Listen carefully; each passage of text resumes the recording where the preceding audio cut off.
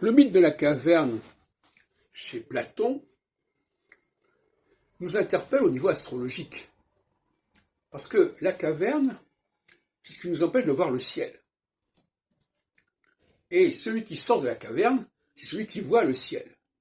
Et quelque part, l'astrologue, sur ma vision des choses, c'est quelqu'un qui a la capacité d'accéder à l'information céleste.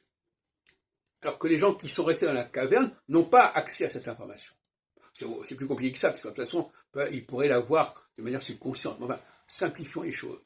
Donc, l'interprétation du mythe de la caverne, du mythe platonicien de la caverne, en réalité, c'est pas simplement qu'ils sont sortis à la lumière, etc.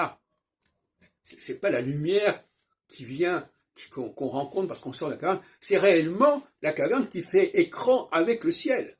Si je suis dans une caverne, je suis dans l'incapacité de contempler les étoiles, de contempler les planètes, voire même de voir quelles sont les saisons qui passent.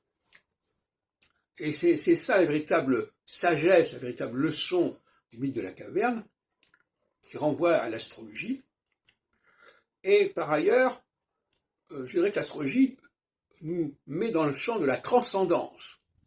Parce que sortir de la caverne, c'est être dans la transcendance. C'est-à-dire, le mot transcendance, il y a dans le mot transcendance, il y a la notion de montée, hein, d'assomption.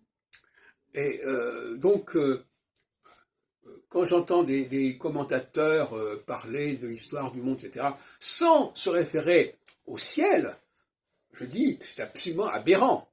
Hein. On ne peut pas parler de ce qui se passe sur Terre sans se référer à ce qui se passe dans le ciel. Autrement, on est effectivement dans la caverne.